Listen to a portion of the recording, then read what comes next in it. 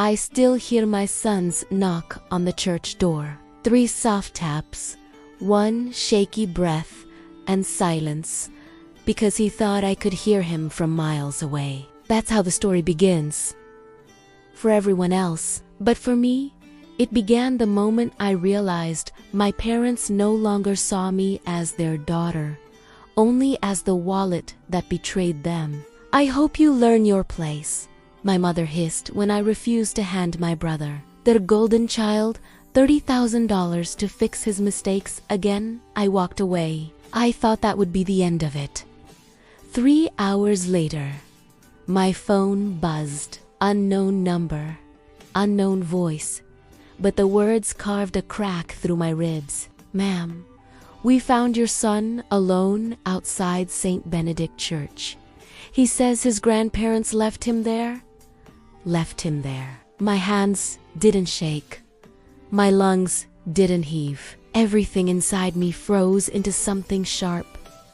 A lesson, they called it later. A lesson for me? But they forgot something. I never stopped learning, and I never forgot. My parents weren't always monsters, at least not to me. Growing up, I was the reliable one, the one who cleaned up after my brother's disasters. He crashed cars. I took the blame. He stole. I apologized.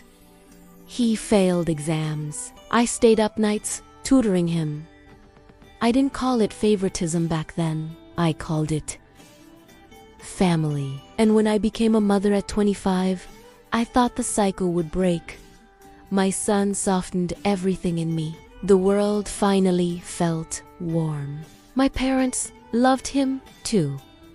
Or so I convinced myself, until the day they chose my brother over an 80-year-old child standing on cold church steps. The signs were there long before the church incident. The whispered arguments between my parents whenever I talked about moving out. My father's heavy silences when I said I was done financing my brother's failures. My mother's gentle guilt trips about family duty. But the shift came the night before everything collapsed. My mother called, voice sugary enough to choke on. Honey, your brother found an investment property. He needs $30,000 just for a little while. No, a single word.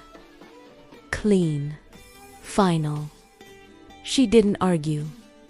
She only said, you'll regret saying that. I thought she meant emotionally. I didn't know she meant they would take my son, drive him across the city, tell him it was an adventure, then leave him alone in front of a building he had never seen. I still remember the silence in the car ride to the police station. It felt colder than a deep winter night. My own heartbeat was a muffled drum against my ribs. The fear for my baby was a raw, burning knot in my chest. The police let them off with a warning. A misunderstanding, my parents claimed. A brief moment, they said. The officer stood between us, but the real distance had already become a canyon. My son clung to my jacket. My father looked bored. My mother looked annoyed, like I was making too much noise over something small. That was the moment I stopped being their daughter. That was the moment I became their reckoning. I didn't shout. I didn't threaten. I just decided. And once I decide, I follow through. I started with custody barriers. My parents had no legal rights over my child, but I wanted it written in steel. I recorded every conversation, every message, every slip of their arrogance. My mother texted, "We didn't abandon him. We were teaching you a lesson." My father texted, "Be a good daughter and pay what family asks." Then came the family group chat. My brother chimed in, "If you had paid, none of this would have happened." Perfect. A confession wrapped in stupidity. I delivered every screenshot to my lawyer. He didn't smile, but his eyes sharpened with the quiet excitement of a man who smelled victory.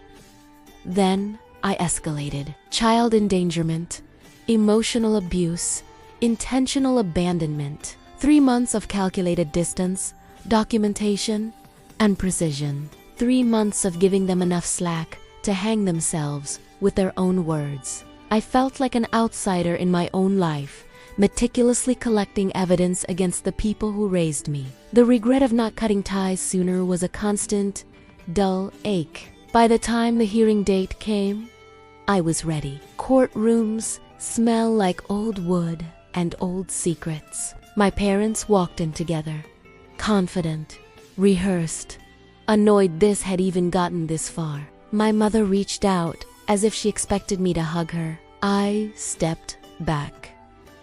The small gasp she made felt like the first piece of justice. The judge read every message out loud. My parents shrank with every sentence. My father's jaw tightened. My mother's face fragmented into disbelief. Then came the moment the judge lifted the final page. Your actions demonstrate severe disregard for the safety of a minor. Effective immediately, she slammed the gavel. You are forbidden from any contact with the child, supervised or otherwise. Additionally, the mother is granted full legal protection against further harassment or financial coercion. My mother gasped. My father blinked, stunned. My brother vanished behind his hands. Their lesson had become their sentence. As we walked out, my son's small fingers curled around mine. Mom, he whispered, they won't take me again, right? Never, I said. And for the first time in years, I felt the words settle into truth. I didn't destroy my parents. I simply showed the world who they really were. Justice wasn't loud. It was final. It was the sound of a judge's gavel and the warm, small hand of my son holding tight to mine. Family isn't always blood. Sometimes it's the quiet strength you find when you stand up to the people who are supposed to protect you. The real mystery isn't why they abandoned him. It's how I let them get away with their selfishness for so long. Know your worth and protect your peace, no matter who is trying to take it. If you want more stories like this, hit subscribe.